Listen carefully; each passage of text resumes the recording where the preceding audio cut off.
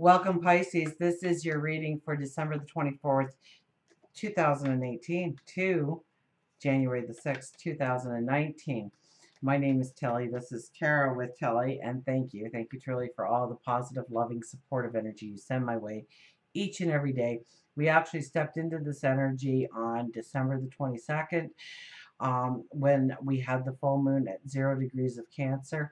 Over the next several weeks, we are going to be walking through healing and endings and closure and our spirituality in part, unacknowledged or repressed parts of ourselves coming to the surface in order to allow us to remove that barrier in our life, to step forward in some way. For you, it was really about letting out your inner child and where you weren't honoring your own joy, your own romance, your own creativity. And it had to do with groups of people, and so it might have been friends, it might have been family, where you held back. They had a different interpretation of who you needed to be, or they wanted you to be, or you were putting your energy towards somebody else's agenda rather than yours. Groups of people that you didn't feel comfortable with anymore, that was lowering your energy, and groups of people that you needed to step in or make a commitment to or grow in that relationship because it was strengthening you in some way. So this isn't necessarily a time to start anything new, step into anything new. It's more of a time of allowing the changes that need to happen, the transformations in your life, of what you need to let go of what you need to really step into. Now, January the 1st, we have this incredible energy as well. We got a card. Let's see what it is. Okay. Um, January the 1st is a powerhouse. And so usually, like I've been doing this for what, 5 years now, with YouTube. We're making these New Year's resolutions, and 2 weeks later, we're flatlining, and we're not understanding why we couldn't stick to our commitment, and things didn't go right. And it's because the stars, the planets, weren't supporting us in our affirmations. It wasn't a time for us to really affirm new futures, new starts, new beginnings, new energies, as we will with the solar eclipse come January the 5th, because that's when our solar eclipse is, and it's in Capricorn. So that's really about the groups of people in your life, your friends. It could be your humanitarian ideals. It could be new ideas springing forth in your mind too. Now, on January the 1st, 11 degrees of Capricorn, we will have the Sun and Saturn sitting together. So it's all about your vision, your rules, your values, your obligations, your responsibilities, what works, what isn't going to work, making the plan, evolving the plan. On top of that, we have Jupiter at 11 degrees of Sagittarius, and that is forming a semi-sextile. So it is about enhancing your ambitions, your abundance, your happiness, your growth. We'll also have, and remember that that's where at 15, that's at 11 degrees, but at 15 degrees is where our solar eclipse is going to be. So the moon is going to cross over that conversation and take that into account when we are making our new moon affirmations. So it's important to really pay attention to what we are wanting to commit to, our rules, where we're drawing the line in the sand perhaps, our plan going forward. And we don't want to put anything in cement right now, or at least going forward, not until that solar eclipse comes into our life, but it's preparing ourselves for the energy of the next several months. Absolutely. We also have Venus sitting at 24 degrees. The moon will sit directly on top of Venus at 24 degrees on January the 1st. So our emotions are going to be running deep. Absolutely. It's going to be calling us to where we truly want to have the new adventure, the new learning experience, the new opportunity come into our life. And it's not going to be hot, and it's not going to be cold, or it is going to be hot, or it is going to be cold. There is no middle ground when it comes to Scorpio. Scorpio is deep and intense. Scorpio is also a beautiful energy for allowing death, not in the literal sense, to occur in our lives so that we can have room for new opportunities and new growth experiences. So that energy is working with us. We'll also have Mars sitting at 0 degrees of Aries. So that is all about your material security, your environment, your daily routine, your values. So, and that's our warrior coming through. Now, we also have Uranus that will be going direct that week. So, we could have those deja vu experiences. So, I guess that's what I'm supposed to hold up this card because it fell out of the deck when I was shuffling. So, we could have those deja vu experiences. Absolutely. Showing us things that we need to tap into, things we need to learn, things we need to let go of, energy that doesn't serve us anymore. And I really been getting the sense with this card that that is like a spirit guide hovering over us, our inner child, coaxing us to step towards the flowers, inhale the aromas, see the beauty, touch it, feel it, experience it. So this card is really, in a way, asking us to experience our now and seeing the beauty that does surround us that maybe we're taking for granted. I'm going to put that back into the deck, and we're just going to give it a fast shuffle before I cut and see what the cards have to say. So our first card then would be the Three of Wands. Not the first ones to get the Three of Wands by any stretch of the imagination.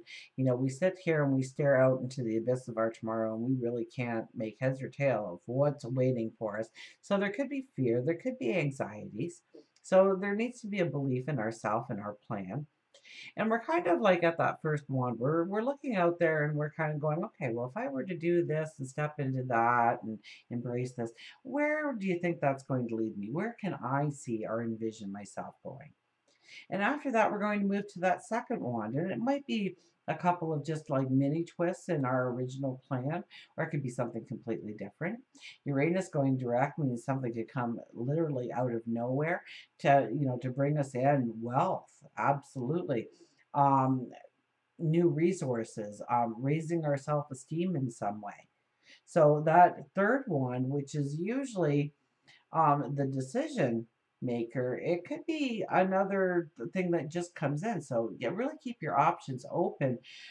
Don't be making any firm, solid decisions. Don't be chiseling it into stone just yet, because a lot can transpire over these next 2 weeks to really change your path several times over, maybe even at least once. There will be something coming in that will give you opportunity to look at a whole new direction or a new path or a new way of going forward that you weren't even thinking or contemplating before.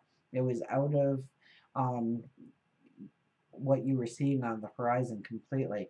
We have the sun as our second card. You're not the only ones to get the sun either. I love how the cards seem to repeat themselves, and I do give the decks a good clearing in between every reading, so I know that when these cards come up, it's really talking about the energy that we are all collectively feeling. Realize your potential. That light comes for you. And like I was saying, that you could see something just out of the ordinary show up. This is where the light from you allows you to see the passageway forward, the new beginning, the new start, the new energy that's awaiting you. There's a confidence with that. There's a courage when the sun comes out that you can tap into and really move yourself forward in some wonderful ways. Look at this High Priestess. I've said it in a couple of signs now. I don't know why I put the minor suit. It's in here because it's all the main cards, the major arcana coming out. The High Priestess, sit in quiet contemplation and realize the magic that you hold within yourself, your talents, your abilities, the unique you, the adventures and the things that you want to step into, the learning experiences, the relationships, letting out your inner child, embracing your creativity, allowing romance in, giving unconditional love out. It's all a part of this card. And it's asking to sit quietly and realize the treasure, the beauty, the unique you that you truly are, and really where you can go. It's almost like these cards are saying you're not dreaming big enough, you know. Eight of Wands. Eight of Wands is a very optimistic card. It's happy, it's fun loving, but it is expanding our horizons of what we can do, of where we can go, of what we can step into. This is definitely a time for you to rethink your options and where you want to go. I think the Scorpio energy will allow for you to really tap into that. So pay attention to that. Journal that. I haven't got a journal for anybody else, but I got it for you. Uh, you know, you really want to think this through because there could be an exciting 2019 for you if you're being true to yourself, if you're honoring your magic. We have the Page of Cups. The veil is very thin. God, your angels, your spirit guides are listening. This is definitely inner child material. When you have the Page of Cups, it's your inner child. It's letting out your creativity. Now, you might be looking at a lot of ways that other people have held you back, but now you're going to see how you can work collectively with people going forward. When that solar eclipse hits, it's going to be the groups of people that are going to support you, that are like-minded, that have the same values and beliefs as you in order to go forward. So, if you're an artist and there's a group in town, join up with them and see what they have to offer. And you might walk away with being a member of that group. You might walk away with one new friend that you can sit and talk about things where neither of you are ever going to get bored in the conversation.